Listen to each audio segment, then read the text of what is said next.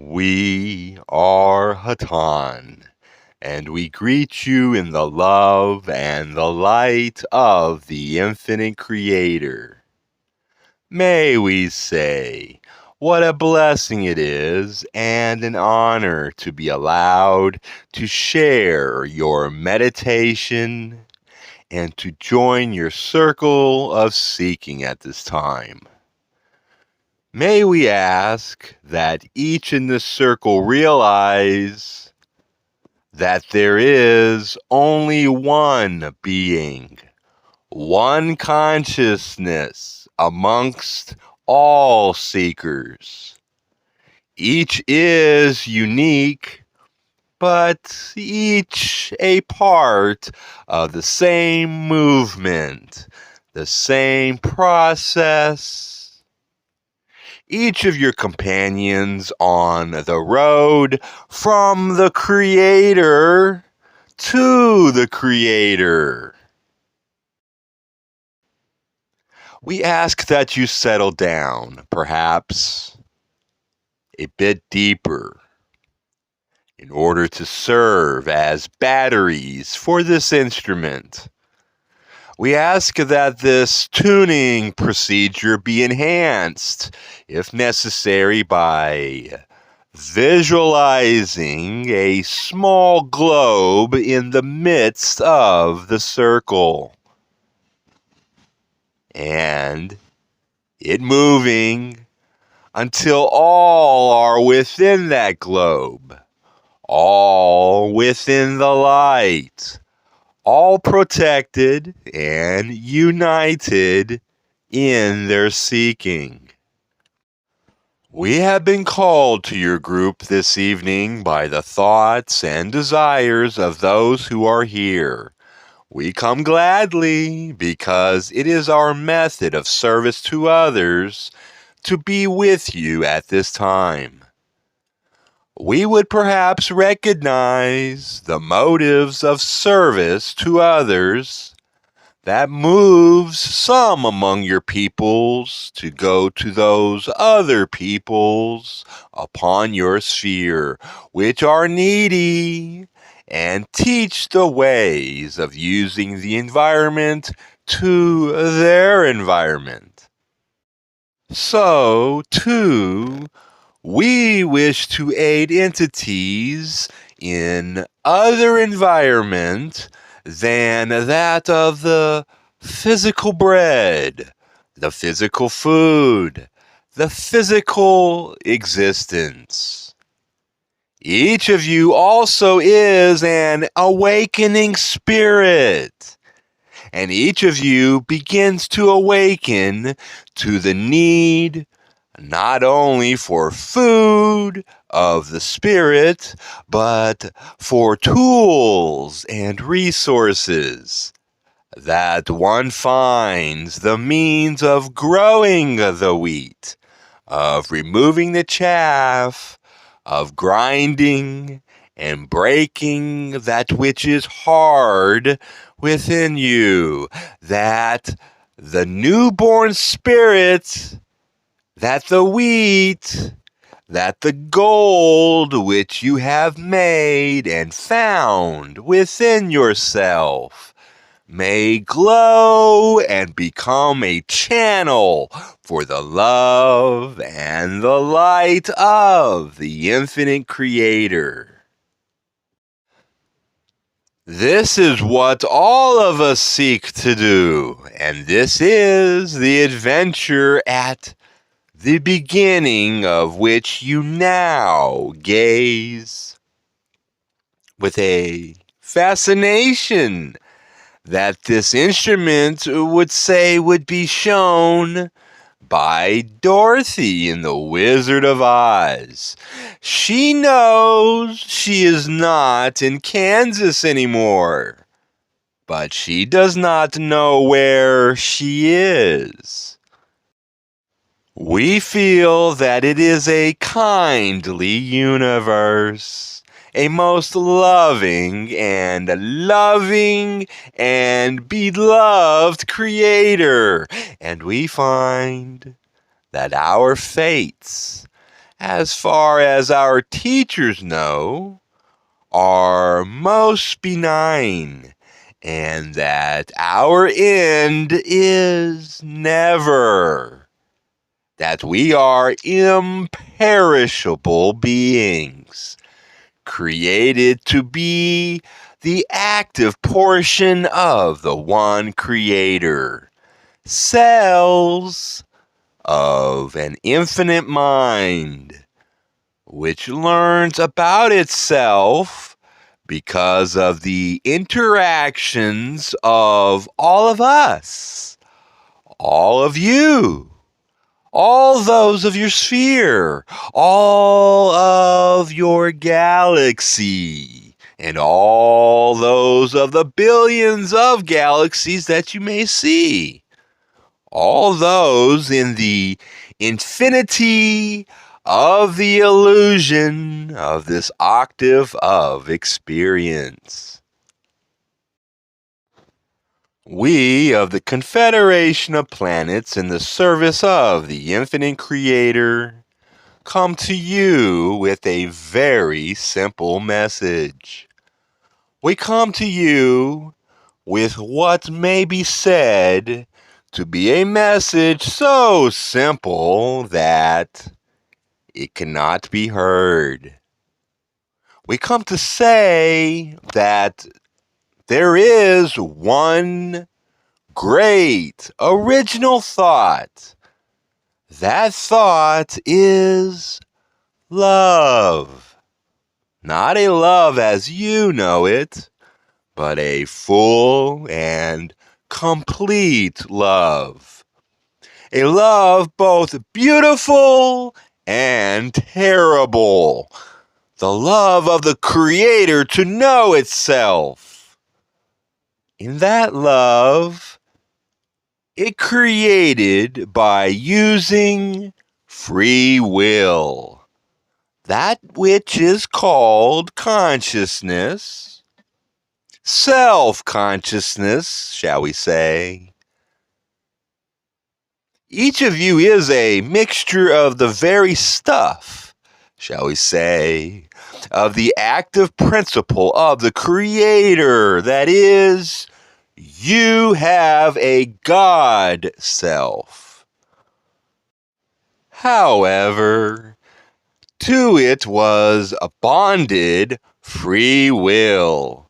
And in the immature, shall we say, seeker, that free will shows as willfulness, variousness, and unpredictability in choice making. Indeed, many do not see that each day and perhaps each hour a decision that is to be made, that may seem very small, actually bears upon a spiritual principle. One could be working upon one's development as a polarized service to others entity. Many, many times, one misses the opportunity because one is far too much involved in that illusion which you call the everyday life. We come to speak of a love that is so great that it does not run out. It is infinite in supply. We come to urge each to participate in that great original thought of love. For the more that one participates in the great original thought, the more one's point of view regarding the mundane and everyday experiences of the life experience become infused with the light of the one infinite Creator and the compassion that is felt by the Creator for itself, all parts of itself, those who love the dark as well as those who love the light. The greatest and most powerful pathway to the experience of the infinite Creator that is available in a way which will remain with the entity is persistent daily meditation. For in meditation, one moves oneself through the door into the inner room, in which stands waiting the Creator. The Creator is most willing to dwell and abide with each entity. But it is each entity's decision to open that door to the inner room of silence, meditation, contemplation, and listening. If you may do one thing to accelerate the pace of spiritual growth, it is simply to choose a place and a time in each diurnal period where the meditation may take place in silence. And the listening within may be uninterrupted. The process is most difficult to judge, we find, from those within the illusion. For within your society, the mind complex is requested to be very active at all times, and the body usually also. This makes it rather difficult for what this instrument would call the Western or Occidental entity to participate in a passive meditation with much true quietness of mind.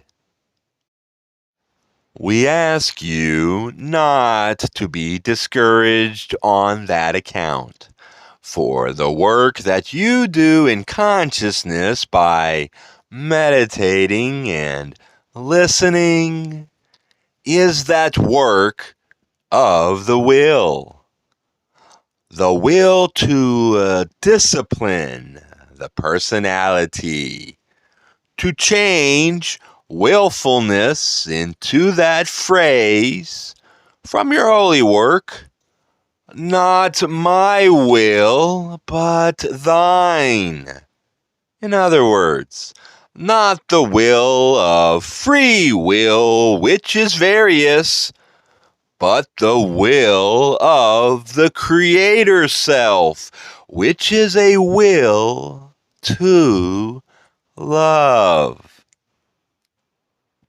To this, we ask you to surrender, as the finite surrenders before the infinite, as the past and the future surrenders to the resonance of the present moment. Intersecting with the present moment at all present moments is eternity. One may think of it as, shall we say, perpendicular to all things. It is enmeshed with you. You dwell in heaven at this time. Oh, my friends, we urge you to open the eyes and gaze about at the creation of the Creator. We ask you to see the cooperation and the joy that there is in the green cathedral of nature. We ask you to seek the trees and the bushes that breathe out that which your species must breathe in. That breath in that which your species must breathe out. The cooperation is great, yet completely without thought. Again and again, within the world of nature, one may find not only beauty, but cooperation, harmony, and a way of living in which each may exist and be wild and free and beautiful. That is still your heritage. You see, you carry about with you a second density creature.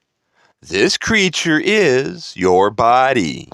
You yourself have the consciousness of third density, but you must walk about upon this particular heavier physical density of the illusion.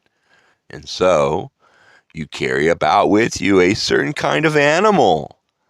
This human animal is a delightful thing, and we ask each to honor it, to understand its needs, to harmonize and cooperate with that which some have called the temple of the soul. We would prefer the term physical vehicle, for you use it as much as you would use a car. It gets you around, and through its senses you perceive much. But please reckon with this animal and know that it, including its ability to reason and have instinct, is not informed in the same way that one which has chosen to become conscious of one's hope of accelerating spiritual growth is. You must realize that part of the willfulness that must be regularized so that the will may be turned to work in consciousness is that of the outer illusion. One's relationship, both in society and most especially with those with whom one is intimate, one's family. It is well to do the very best one can to place one's creature in a good position for survival, so that one may go about the business of polarizing in consciousness.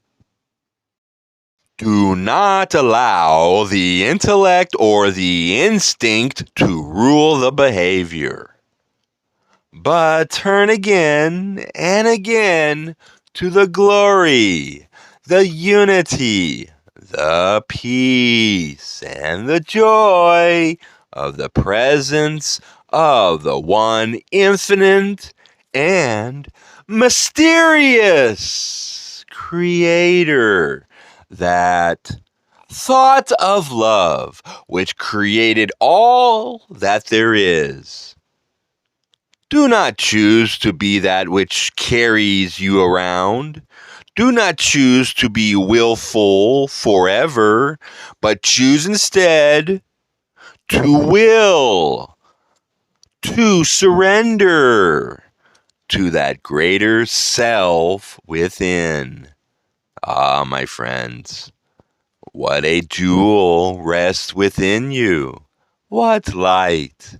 What love. You are unique, each of you, unique as snowflakes. You have experienced much.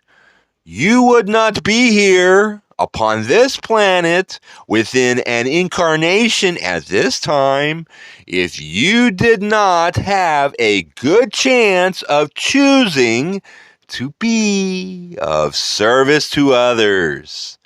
To the extent that you polarize enough to graduate from this density to that density of love and understanding, where the veil between the conscious and the subconscious mind is lifted, and much is seen and understood that can never be understood within this illusion. We do not mean to suggest for a moment that there is any hurry about this. It is one's choice completely. We do not mean to suggest for a moment that the fourth density is easier than the third. This is not so. It is simply different. The fourth density is a density in which one refines one's ability to love and one's knowledge of love, one's ability to be love, and one's knowledge of being love. However, because there is a fourth density negative, there is a dynamic tension. And both those of positive and of negative persuasion may speak to your people. We ask you, therefore, to discern and discriminate carefully with each piece of information that you hear, including ours. We are valuable. What we have to say to you is, we believe, helpful. We hope it is, but if it is not, my friends, we ask you to let it go, for we would not be a stumbling block before you in any way. We would not ask you to meditate for the long periods of time, for we find that the process of spiritual growth among your peoples causes a good deal of change. It is well that the change take place slowly enough that one's mate may deal with it, as well as oneself. The process of change is sometimes painful, and we urge each to be extremely courageous and pick oneself up after each and every self-perceived failure, to turn one's face again to the mysterious face of the Eternal One. We join you on this journey. We hope that you will meditate each day for a short period of time, not too long. We hope you will enjoy the changes that you perceive in yourself. We hope that you may again and again and again choose love and serving others over that love which takes controls, and manipulates. See those activities and behaviors within yourself and start making other choices. These things you can do, not out of your own strength, but because you spend time with the Creator. May we say to you, the basic, single, most thoroughgoing advice we may give to you is to meditate on a daily basis. For one moment with the Creator can make one feel joy, peace, centered, and ready to meet that which comes later. Then, when one is in a difficult situation, one may cast one's mind back to that centered place and in some way draw eternity into the most difficult of situations. It simply is a matter of spending time with the Creator. This mysterious entity created you. It is infinite. It is intelligent. It is invisible. This much we know. The Creator is still a mystery to us as well. But the Creator intersects with your life at this time and at every time. For each moment is the present moment, and each moment is eternity. May you spend your time with the Creator so habitually that this becomes a resource, that you may become a channel for the love and the light of the Infinite One. And then, my friends, you shall shine like a lighthouse, like a beacon, for you shall be a channel for love. That which does not stop, that which is infinite. It is the lightening of the consciousness of the planet Earth that is our hope at this time. At this time, we will make our gratitude known again to each for allowing our presence within your circle of seeking.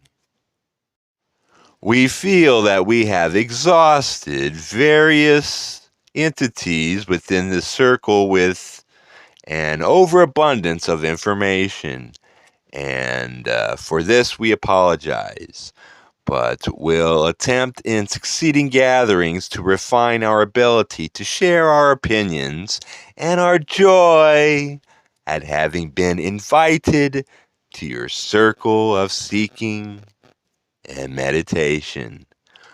We are those of Hatan, and at this time we shall take our leave of this instrument and this circle, leaving each, as always, in the love and in the light of the one infinite Creator. Adonai, my friends, Adonai.